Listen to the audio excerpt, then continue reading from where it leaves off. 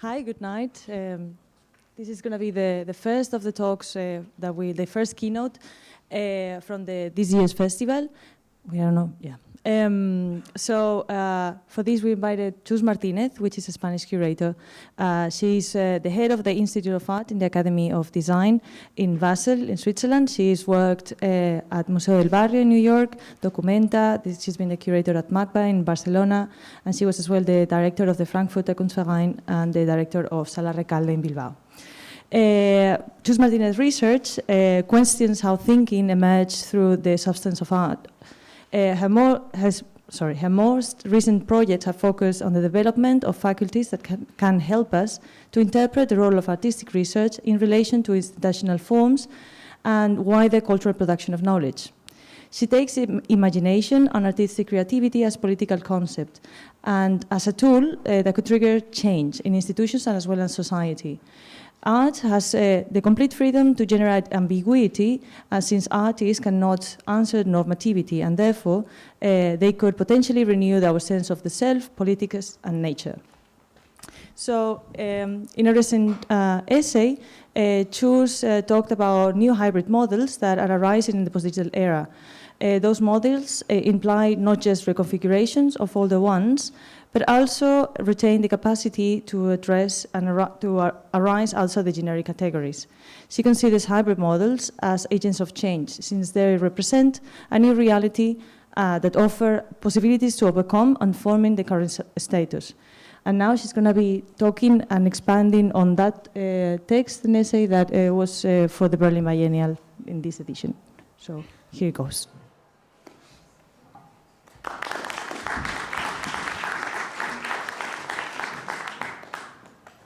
So first of all, thank you very much. I hope that you can hear me. As always, I'm fighting a little bit with the elements, since every furniture in Central Europe is bigger than me. But yeah, I suppose that I would manage. So yeah, you see? The furniture is attacking me. But anyhow, I was in Brussels like last week, and this is much better. Like the lamps were kind of, nobody could see me last week, so at least you can see a little bit of me. But there is not much left. So when I was like, you would see that I'm actually, very, very small. So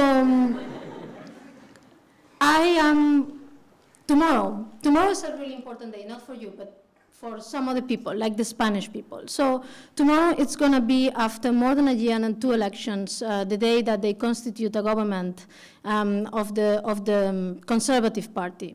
So it is very important. You could see, because of course you would have a government finally, and then you would solve an impressive political crisis on the one hand, but it's also a very important day because it's the end of one of the political parties that has been the foundational party of the Spain that we know, or that I know, and many other people like me know, like the Spain after Franco, which is called the Socialist Party. So it is the end of the Socialist Party, and everyone can take it differently.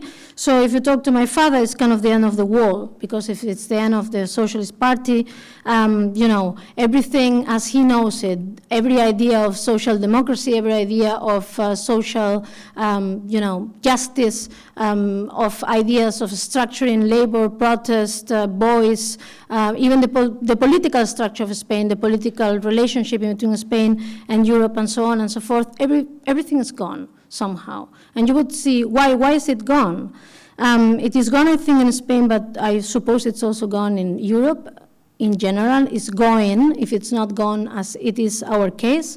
But in Spain, tomorrow, when they sign the agreement, after more than 6 months of a completely dismantling the party inside, the party would not have a party president and would not have any chair signing that agreement with the Conservative Party, but it has been delegated into a company that is going to sign the agreement on behalf of the Spanish Socialist Party. So there is actually like a delegation of lawyers that they are going to agree with the Conservative Party to form a government of coalition, or to allow a small coalition in between the Conservative parties and the nationalist parties. So at the same time, like the Socialist Party, that was not in the government anyhow, is in the government of many, many cities in Spain. And yesterday, at least 4 directors of museums were fired by those mayors, socialist mayors, that they see that they are not going to be in power, and they are kind of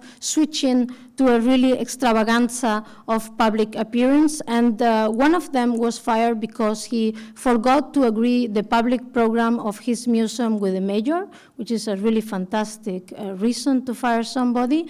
And another one was kind of fired because he disagreed on having big fair on olive oil in the Museum of Contemporary Art. That would celebrate, of course, a new unity in between the south and the north of Spain. The museum is in Vigo, which is in the coast of northern Spain. So what has all of it to do with what I'm going to talk about? I think in the last years, I've been talking about nature, I've been talking about octopuses, I've been talking about turtles. You have a turtle in the image. I've been talking about yoga. I've been talking about many things that apparently has nothing to do with this kind of disentanglement of the political systems that we know. So I was thinking when I was preparing the talk, what is the connection in between this political transformation and the things that do interest me as a curator, or now as a person that is, directing an art school? How can I explain that actually all this talk about nature, transformation, metamorphosis, metabolism, and all these new ideas of symbiosis and expansion of experience do have to do with a new responsibility towards inventing new models and imaginaries that affect the social? But still, I do not have an answer. But I do think that the thing is that Spain, as it is, it cannot be changed by Spain as it is. So every national state cannot be changed by every national state. In other words, the national state model and the ideas that we inherit are very unable to change the national model. So you cannot do an institutional critique of that model, and maximum you can expand it several inches, as we did, I think. In entering the phase of democracy, we have been redefining and reinventing every institutional in the country and every bureaucratic process that determines every institutional practice in the country and every market relationship in between the state institutional and the open market and so on and so forth. But still, we came after moments of absolute enthusiasm to a moment of complete contraction. And this moment of complete contraction, you could say, is because of the economical crisis, but I doubt it. The economical crisis is part of the contraction, or let's say it like that. It could be even an outcome of the contraction. It could be that enthusiasm or the ideas and the models that we inherit that cannot really redefine in a different way Spain as it is, just provoke also this kind of economical crisis, and that this is not only a Spanish case, but is probably a global case, or a global Western case, or a case that affects a certain world that emerged after the end of the Cold War, somehow, 30 years almost after the end of the Berliner Mauer, of the Wall of Berlin.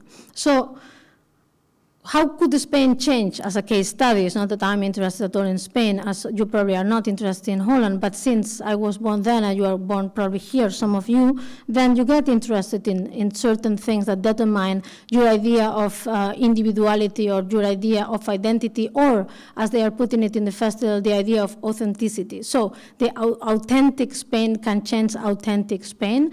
And my answer would be yes, if Spain, for example, would not be Spain at all, then it would be a possibility of being authentic. For example, if Spain would be the Sahara, or if Spain would be Africa, or if Spain would not be Spain, or if Spain would be an animal, if Spain would be a flower, then Spain could perhaps change Spain. If Spain could be a flamenco dance or un jamón, imagine. So if Spain could be a jamón, only that, then there is a chance that we regain perhaps some sense of politics, social contract, unity, and so on and so forth. You may say this woman is completely nuts. But it is a little bit of nuts mixed up with jamon, paella, and national state aside. So I was, like a year ago, thanks to a talk I did about metabolism, about an egg that I remake again, which is the egg of Federico Manuel Peralta Ramos in Malva, in a museum in Buenos Aires, the Museum of Contemporary Art, that I decided to join a yoga class. You would say it's not very extravagant. I think almost 80% of the population has joined a yoga class or a gym or anything of the matter.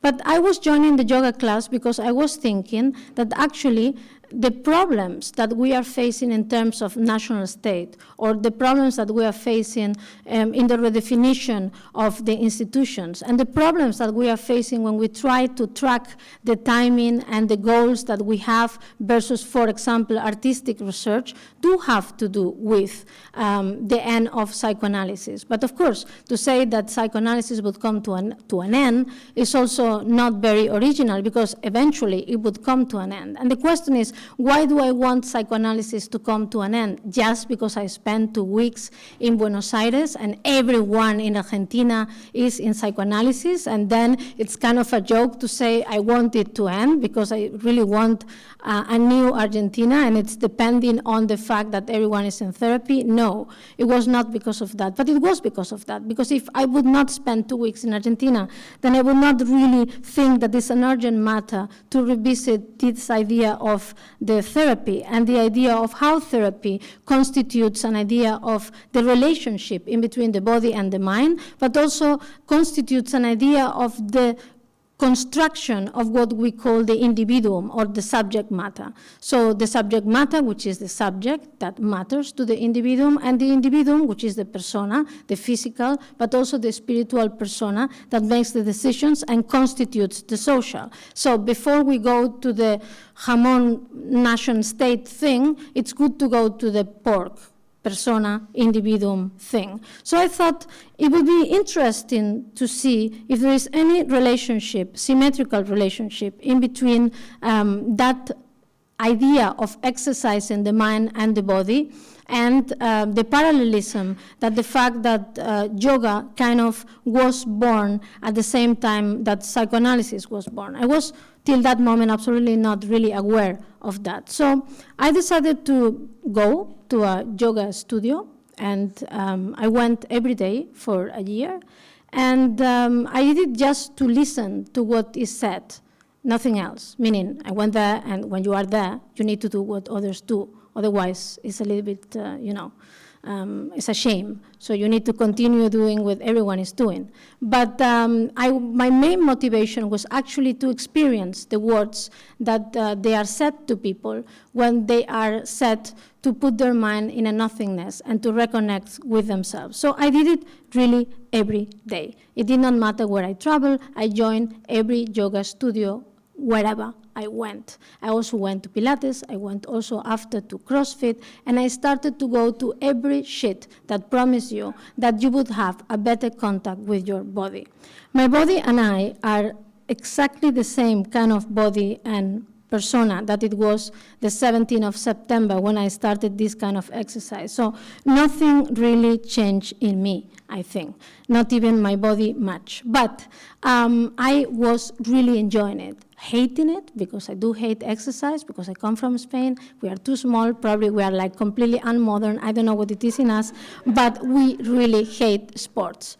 And I started to hate it just, in public, collectively, and so on. And at the same time, I started to join like a reading group and a group of researchers that they were studying yoga in an academic way.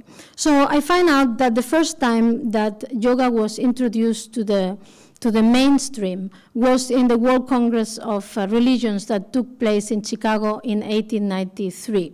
In that Congress, Shiva Vivekananda, which is very famous because he's kind of the father of Hatha Yoga and every form of yoga, more or less, that we know, but has been 1,000 times revisited and remodeled.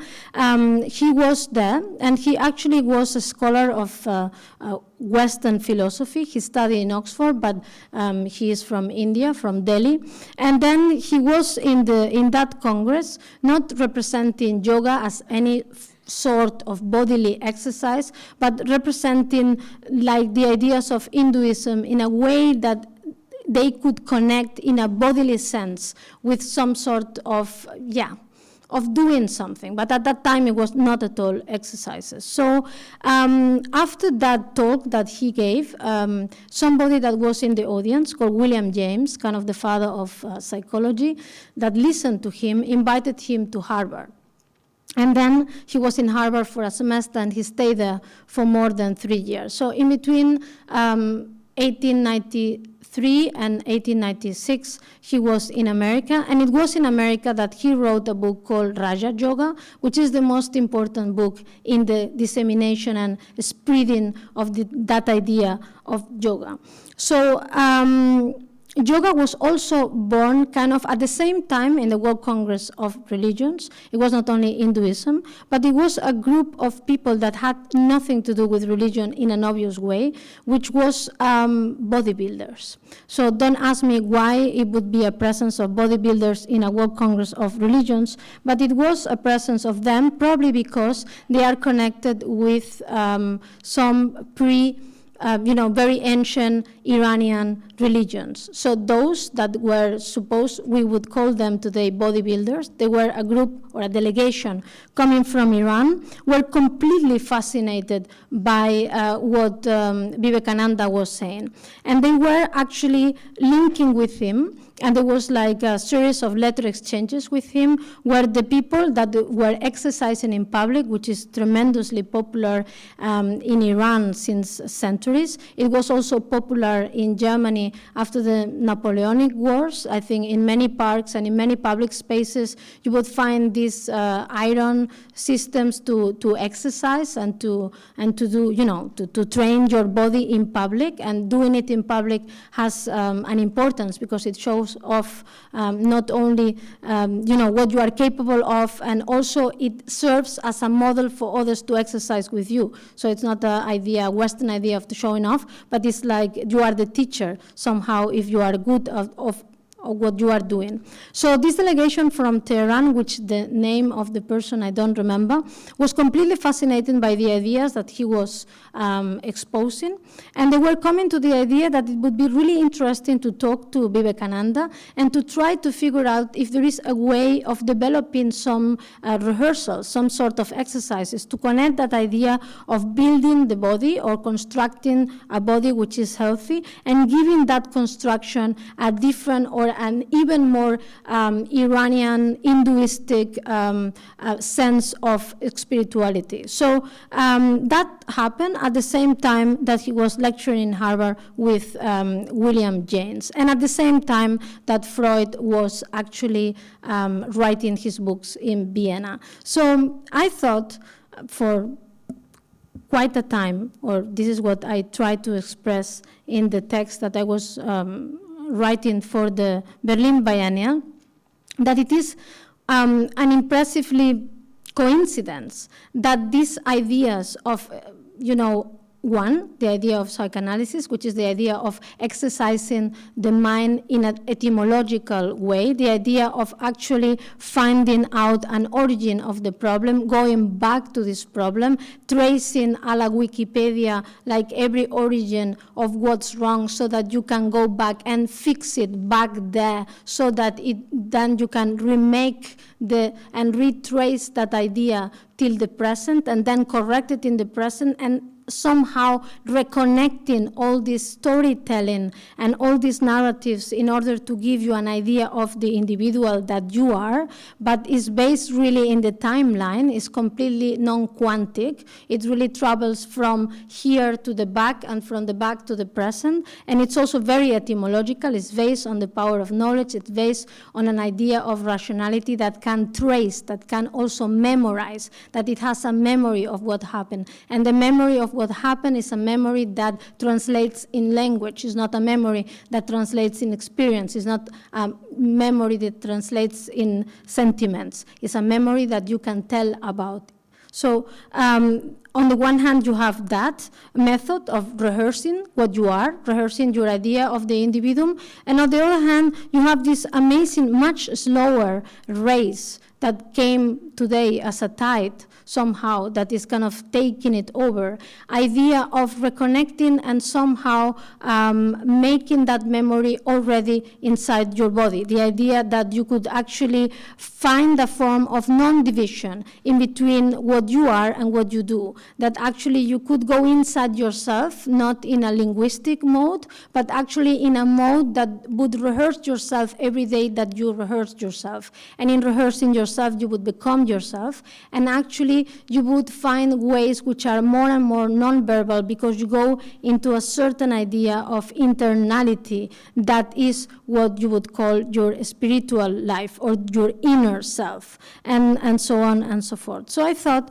that is of impressive importance for the idea of future institution making, if institution making is a future, or the ideas of reconstituting how culture should be understood, or how our acting in culture should be understood, to understand that artistic research would be not only the research that artists do, a research that is based on the memory of the materials or the tracing of their own praxis, or even the curatorial research, which is a research that is based in knowing who you should expose, where should you expose it, and the conditions of this exhibition. But actually, artistic research would be this immense idea of exercising all possible models of exercising, that they have been dealing with something which is impressively important, but we kind of lost track of, which is the future of experience,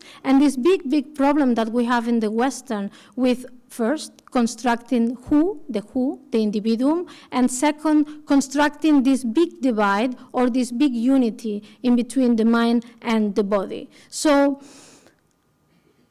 I have an image which is on the screen, and at the same time that I've been doing all these ideas, or I've been, rehearsing all these possibilities with the exercise, I've been fascinated by somehow the race, but I would not call it the discrete race, the discrete but really intense interest of many artists of transforming themselves. So I was starting by saying that Spain could be a jamón, but an artist also could be a turtle. So the image that you have in the screen is Eduardo Navarro.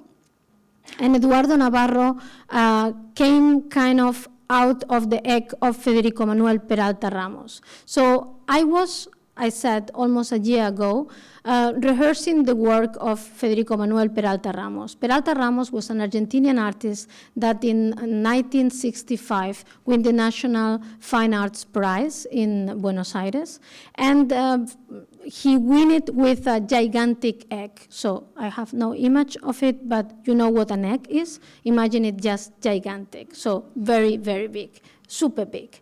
And then after that egg, and winning the prize for the best painting in Argentina, he just quit or disappeared. So I was completely intrigued because of that. It was a friend of mine, Ines Katzenstein, which is now the director of Instituto di Tela, which is an institution that was the experimental art school of Buenos Aires in between the late 60s and the rise of the dictatorship.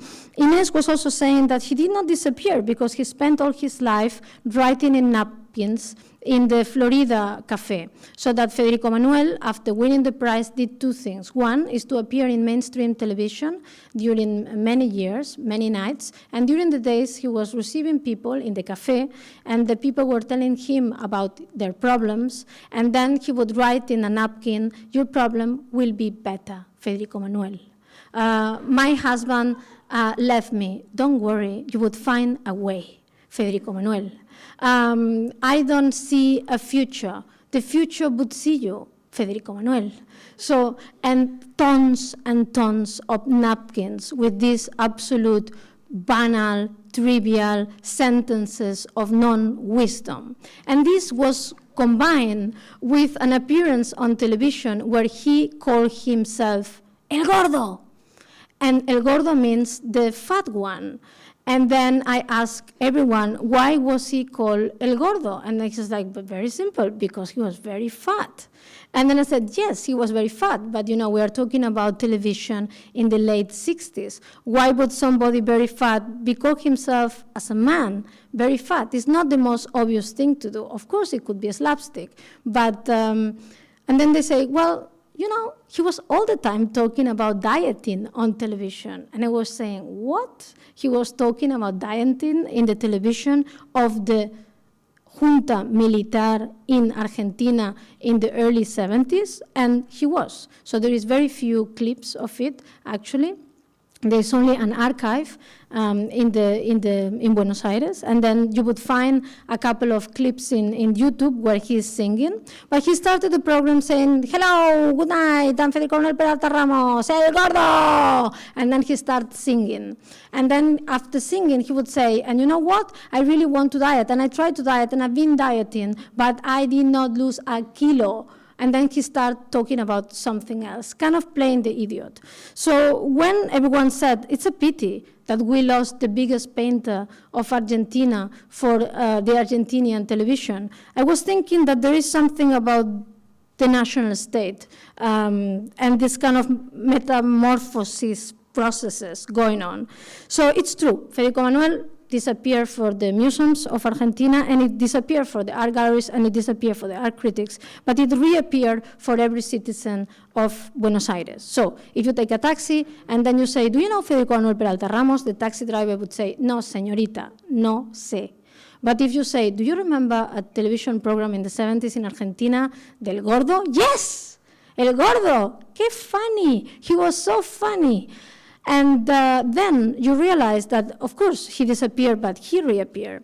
And probably there is a good reason why he couldn't continue his practice, even if he never wrote about it. And he started in the peak of the junta militar, of the dictatorship of Argentina, to play the idiot, to play the fat, and to talk about dieting, to talk about a possible transformation, a transformation that first would only operate into your body, but it may operate into your mind and may operate into the mind of everyone watching television at that time. So probably everyone watching El Gordo, which is absolutely cryptic for us to know, was understanding what was going on. Everyone knew the context, everyone knew the repression, everyone knew that whether experimental art nor experimental politics or any form of exercising politics in public was possible. So he was exercising his completely nonsensical ideas of his own body, of his idea of singing, of wishing you good night all the time, and then during the day receiving the people one-to-one in that cafeteria, writing this non-wisdom, because there is no wisdom to apply in a moment that people was disappearing, but in masses, in your own neighborhoods, and everyone knew that the people were disappearing. So in that way, Federico was like something else. He said, "I want to have a record." And then he did a record. And then if you find the record is called "I Want to Be a Cloud." So I want to be a cloud, you put it in the record player, and then it's Federico Manuel singing, "I want to be a cloud. I want to be a cloud. I want to be a single cloud that it is all over Buenos Aires." So the Gordo is the cloud. So the mass of his body kind of transformed into something completely different. It transformed into something which is the cloud that is all over Buenos Aires, that may rain all over Buenos Aires. What would that rain be? We don't know. But I thought it was fascinating, the fact that, of course, we could not grasp him anymore as an artist because he kind of deviated, he kind of avoided, he kind of went away of all the systems of us recognizing an artist. But then he kind of got completely reinvented in a way that was exercising his own mind and body, not to be a human, but to be a human turning into a cloud, like the cloud that you probably have, most of you, in your computers, like this kind of metaphor, but it's not a metaphor, of an idea of something which is both completely virtual but completely material. And the idea that there is a possibility of a very strange reunion of a body with a non-body, like the body of an artist, the real body, and the cloud, which is a non-body. It's a mass of water. The cloud is not the flesh of that person. So I thought that he was kind of, in the egg, preliminary announcing that impressive time, which is going to be marked by the possibility of pure metabolic transformations. So after that, I was talking to the artist, which is here, portrait, which is Eduardo Navarro. And Eduardo Navarro, when I met him, was many years ago. He also dressed himself as a gordo in order to join a group of people that they were spotting UFOs in the Salta Desert in the north of Argentina. And many years ago, when I reconnect with him after Federico Manuel Peralta, he was telling me that it was because of Federico that he started to understand that he wanted to be a turtle. And then he has this project, which is a very intriguing project that came after another project that I would find. The images here, you can see them.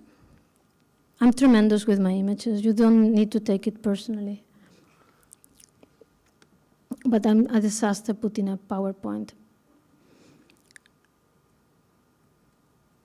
I want to find an image. This is a project that he did in Porto Alegre, where he was studying, Porto Alegre is a very curious city in Brazil, and it's kind of the main capital of the study of autism in Latin America. So he spent kind of 1.5 years with the group of people studying autism, and as you know, because it's kind of common knowledge by now, when you have a form of severe autism, the only thing that kind of makes you a contact with the outside world is to have contact with animals. So in order to be part of the group and kind of integrate the group of study with the practice that he was doing, he came for the first time with the idea of becoming horses. And then he did that project where he just created a very simple horse skeleton, and then he invited several dancers or performers to perform the horse, he included.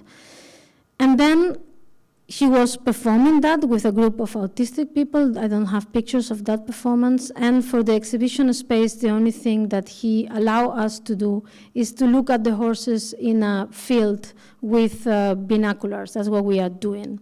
So this looks really unimpressive. But I was there, and it was immense. I think I cannot tell you the impact that this looking at the horses and the movement, the slow movements, and the idea of by 10 minutes, 15 minutes, 20 minutes of watching, actually coming to the belief that it was something happening, that these people were really turning into a horse. So it was not dressing like a horse, but it was something different, into entering the sensibility, the way that they were entering into the field, transforming the movements in between them, among them, and so on and so forth. The relationship that we could not build, but we were actually imagining in between us, watching, as you would many, many times watch animals in nature and be part of it and admiring them and kind of being in oblivion of yourself, admiring the animals, but they were not animals, but you completely forgot about that. And after that, he was also doing last year this other piece, which is Octotopia, which is an octopus, which is dancing, very slowly dancing, in El Museo Tamayo in Mexico. Is 180 dancers that are connected to this skeleton that he specially created. And actually, I must say, and he's not here, but he told it to me, it's fucked up because it's really heavy and it's very difficult to move, but he kind of imagined a structure where the dancers could kind of be in contact with themselves and the main structure and the main head, but actually they could, it was super difficult. He imagined it as an image, but he could never imagine it as a body. So it took him months and months with the dancers, which were like an open call all through Mexico City, to invite them to exercise with that machinery, with that skeleton, how to become an octopus. As you know, the octopus is the only animal that has the brain decentralized. So he was kind of inspiring himself in the possibility of a finger that can be a body, or a body that actually has a completely different connection to the head, and produce this non-dance of all these people becoming one and not being individuals, but being connected with this main structure. So this is another image. It was immensely special. I was about to use the word poetic, but I'm not going to do it. But it was poetic. It was really poetic. And that's the structure. That's them exercising. It's very difficult to describe because they could barely, I think you have seen them outside, and then they just came outside from that inside. So for them to move, it would take hours. Because if somebody moves in a direction that the other person in front or behind you is not moving, then you just destroy the octopus, so to say. So the main exercise of the dancers is somehow coming to terms with the minds of all of those dancing. So the idea of entangling yourself not only with the bodies, but with the possibility of all the movements that the persons have in mind when they want to move. So I was thinking that is a beautiful image, and then you were talking about the people in Mexico, and it was two groups of people, those that after 5 minutes, 3 minutes left because it was nothing spectacular happening, and those that they were completely mesmerized. So the octopus was activated for like every week for a couple of months, like in a normal exhibition, and it was some people pilgriming, coming from all over to be present in this kind of new thing that was created there. So I connect all these ideas of transformation with this idea of searching for a new experience. So I was saying that there is a hope of transformation of a national state called Spain if the national state would be a turtle or would be an octopus.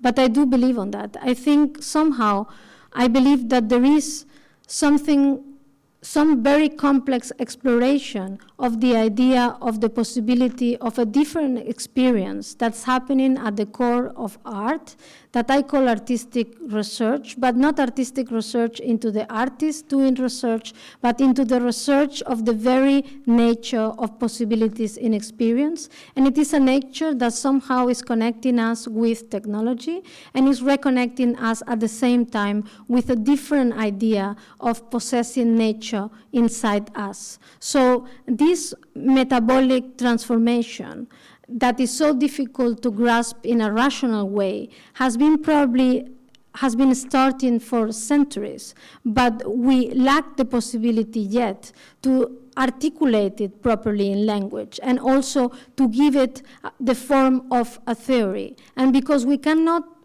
yet have for it the form of a theory, we did have developed all these philosophies of the mind. And all these philosophies of the mind somehow compose an idea of consciousness that is completely affecting our future, but we yet are not ready to take because it really is super difficult to accept that we may transform the museums and the ideas that we have about organization of bodies, the organization of ideas, the organization of arguments, the organization of criticism in a form that is completely new for us. So probably, you know, the coming to terms of internet, the kind of, which is also happening at the same time that Siggy Jun was kind of traveling to India for the first time in the 30s, Barnaby Bush, all this pressure of the breaking with the linear, all this pressure of all these kind of ideas that you would construct hyperlinks, that you would actually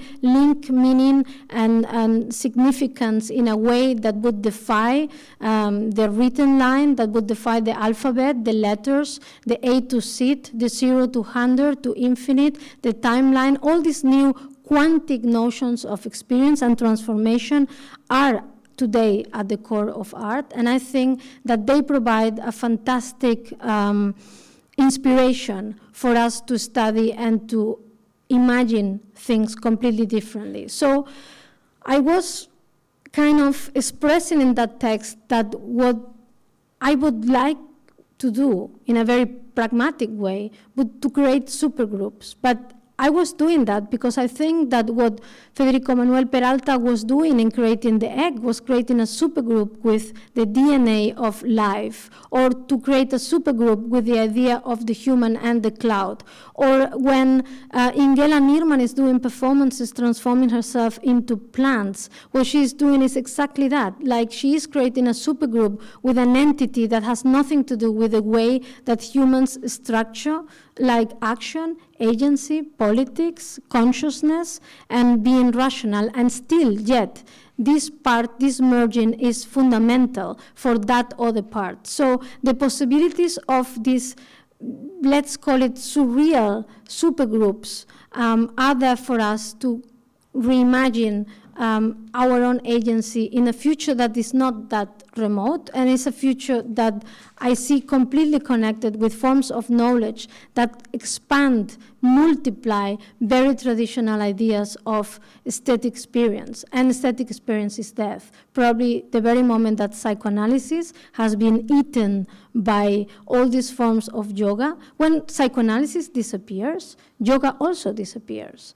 Because it's really alien versus predator. I think it's like two big forms of philosophizing with the possibility of unity and regaining a sense of agency and power and decision-making. So when all these old forms of the decision-making power kind of end, we came also with the idea that objects also send us. So, you know, with all our notions, we go back and forth in between ideas of inside and outside, ideas of separation in between feelings and rationality and so on and so forth. So what is coming is something completely different and super complex. So the complex answer is consciousness. And the future of consciousness will determine the future of culture. And I will let it here.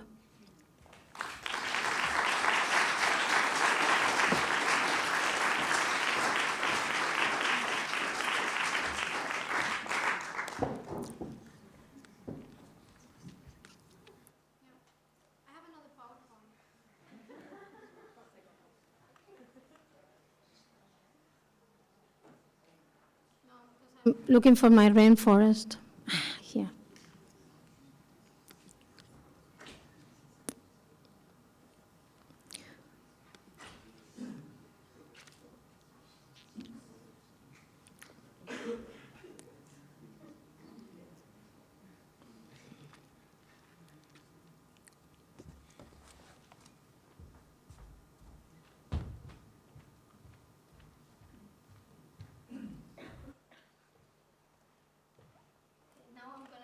By the sofa.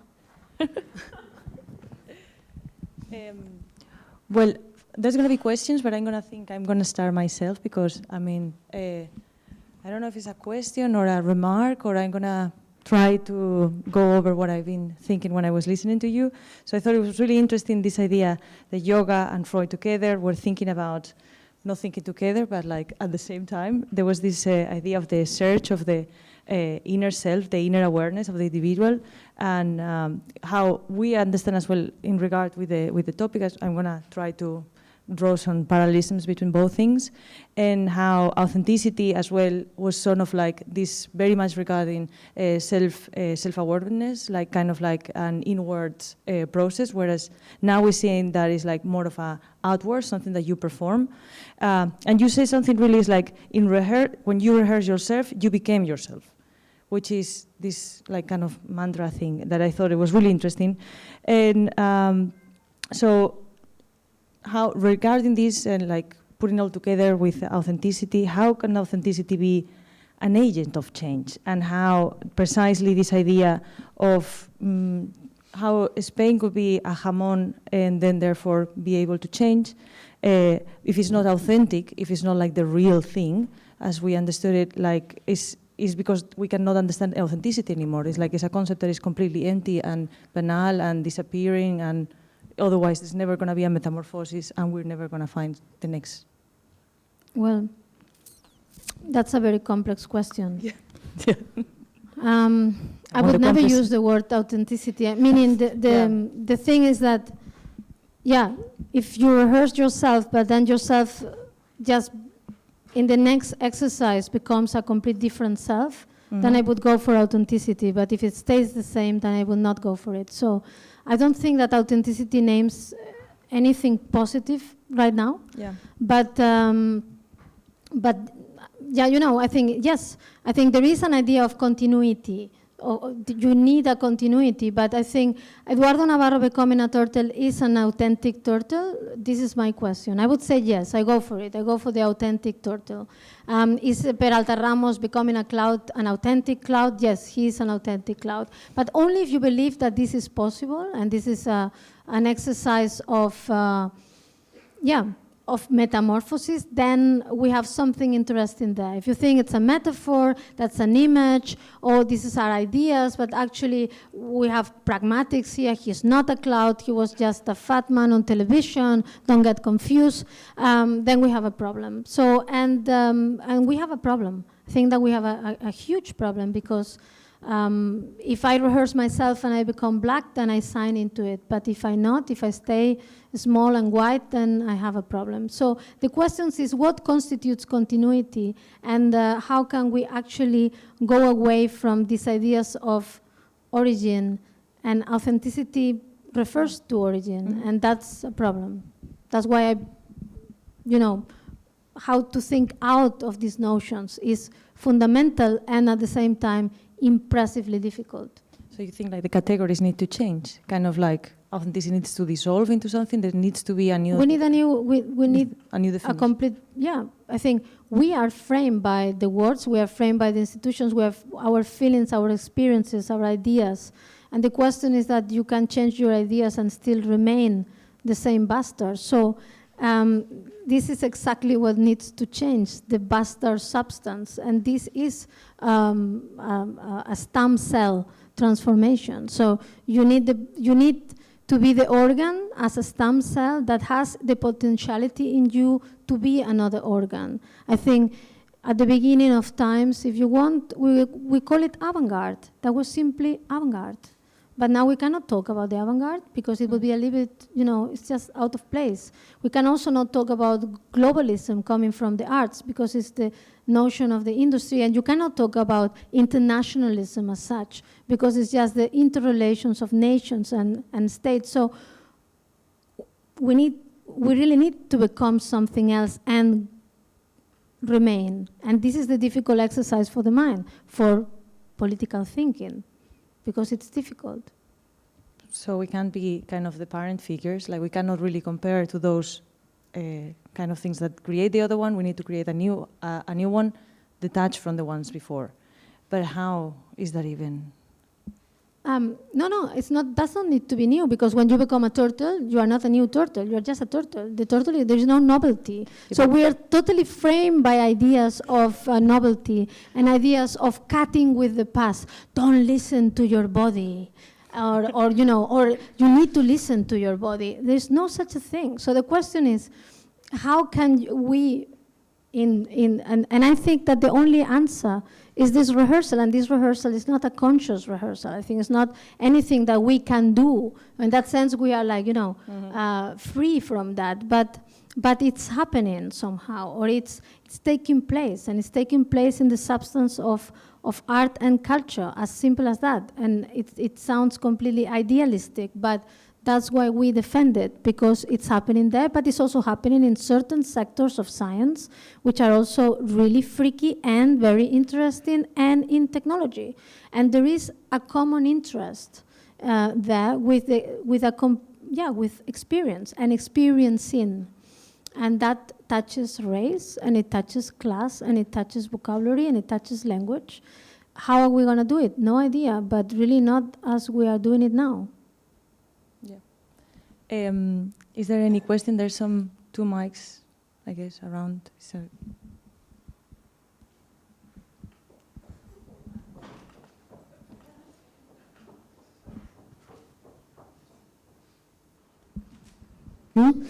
I was wondering, you're speaking about this process of becoming formless again and then taking shape again in a certain way, in a metaphoric sense. What governs what we turn into, or what forces are influencing what we are turning into? Yeah, probably necessity, or something very, like the necessity of a certain understanding of, I think experience and senses and the sensorium. I think, it's very funny because at the end of the day, art is the historical research on experience that is not attached to any need, an experience that is actually not attached to any particular utility. It's attached to experience in itself. So the question is how this idea of experience is exploding and expanding notions of consciousness that are kind of very similar to quantum. So it's probably the necessity. I think I'm like, like I'm kind of derivating in public, sorry. But I was talking like a week ago with a person that is kind of in the major research of producing a quantum computer.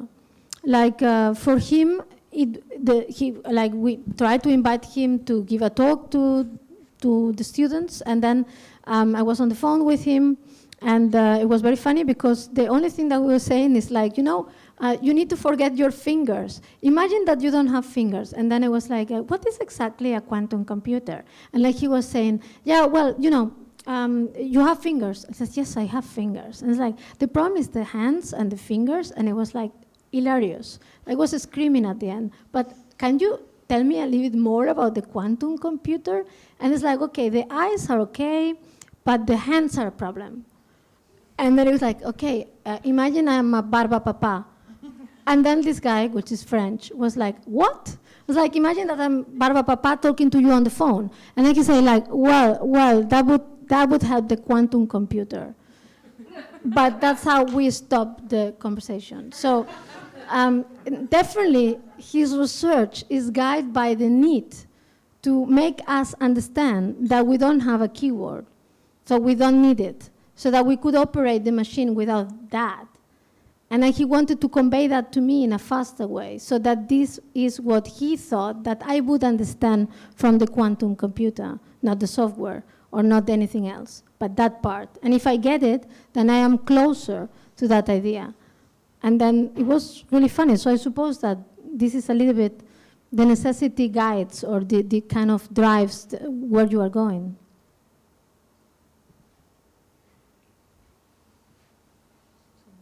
Someone else, any other question? No, they are shy because of the animals.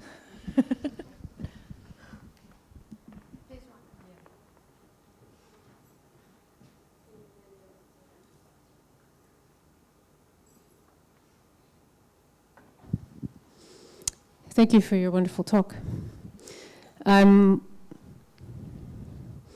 have a Buddhist background, and a lot of what you're speaking about reminds me of the way that we talk about the experience of moving towards enlightenment, which is in dropping your expectation of who you will be at that moment, and not clinging to this identity. So it's very interesting to think about the continuity of that, because in a way the continuity doesn't really exist. So it becomes, in knowing that that doesn't really exist, easier to let go of and see the pattern of. Yeah. But what I find, and maybe I didn't quite catch it in how you were talking about your train of thought around this very large topic, is how much the intention behind the movement influences it, what the intention is, the motivation itself. Yeah, that's the question. I think just to put it clear, there's nothing spiritual in me and probably nothing rational. But the question is that I'm not defending, what I'm trying to say is that ideas that we inherit ideas of the possibility of intention guiding our agency. And that's exactly the first one that we need to drop. And that's the problem, because it's very difficult.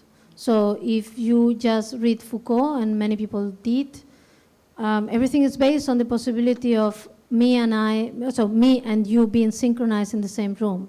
So nobody would think that I'm not talking to you, I'm talking to you. The fact that I'm talking to you and you perceive me talking to you, it gives the illusion as well that there is an intention in addressing, because I'm talking frontally and you are watching me.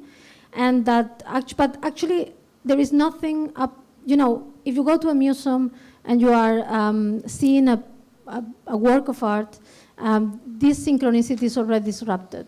I think you are already not in the same sort of synchronicity, not in the same time, not in the same intentional time, not in the same mind time, and so on and so forth. So how to disrupt that idea that there is a synchronicity in between what you do and what you can do is very difficult, because how can you then have hope? Or how can you then have action? Or how can you still maintain an idea that something can be possible? But this is our whole idea, that we cannot change things if you don't change them. But the idea of change, which is based on immediacy, is a problem. And how can we get out of it is probably via what these artists are doing, and not only those, but many. They're going somewhere else to just avoid these direct possibilities of agency. Because in becoming something else, and I think this is just examples, and I'm still just thinking about it, and I have no idea where it's guiding me, but there is a problem in intentionality, yes, and there is very difficult to grasp it. And for example, when you are talking with people developing virtual environments, they would explain it the same way as artists are doing, that the intentionality is not there. But if you talk politics or ideology, it's very difficult to do it without that. So the question is, what's the language that would be the useful language to adopt in a real or in a different sense of transformation? And that's why I'm talking about, metabolism or metamorphisms, and not about change or revolutions. But it's even difficult for me to understand what I'm saying. Yes. And difficult for me to understand why I agree with you, but thank you. Someone else? I think there is a problem in Holland, because you probably have dinner and alcohol, so you are not motivated. Yeah, we didn't have dinner because it's too early.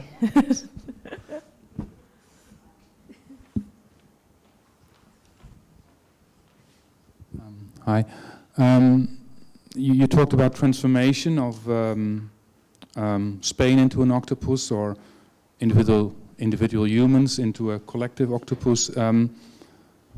That creates shifts on at least two levels, and I'm curious to hear a little bit of your insight on these two levels. the people that are the octopus and become something different, or the people that look at the octopus and look at something different? How could you comment on the changes onto these two levels, and which are most important for you? Yeah. Yeah, it's a fundamental idea, what you are referring to, because still we are very dependent on observation and the idea of envisioning it. At the end of the day, these are performances. They are very banal performances of artists, that they are there into the context, the very old context of being shown to somebody. So real octopuses are in the sea, and real turtles are not in the new Museum of American Art. So there is a big point there, but still, yeah, they are hinting towards something, and it's very difficult. I think today I did not talk about, how can I say it without saying something really horrible? I was talking about the rainforest many times, because it was an image that I borrowed from Rafael Montañez Ortiz. So I was working in the Museo del Barrio in New York, and this guy proposed me that the only way of succeeding in making and transforming an institution that was mainly for immigrant art, or for an immigrant community doing art in the United States, he said, unless you position a rainforest at the core of the institution, you would not succeed. So he kind of solved your problem, because he would say you need to explode it. You just need to actually, the institution, as we inherited with a certain format, is completely unable to encompass the questions of race and class and culture and difference in the way that we need it for today. And we inherit it, and it's fine, but if you put something that is of a complete different nature, there is the possibility of that nature taking over. And that nature taking over would kind of erase that idea of the inside of a certain hardcore, white cube, order, argumentative idea of an experience for an audience into something like in the forest, where you are not a spectator anymore.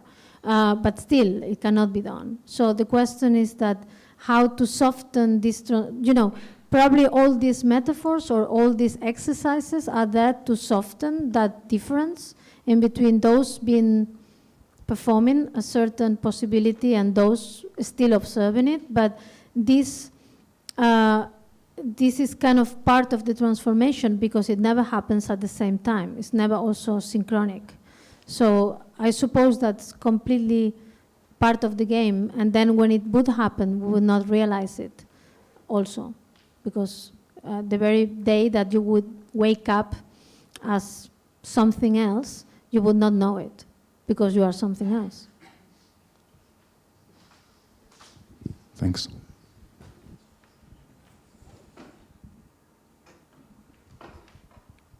No one wants to say anything anymore? No more questions?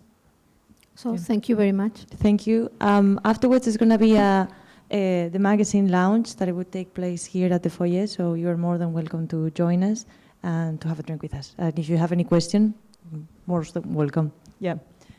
Thank you.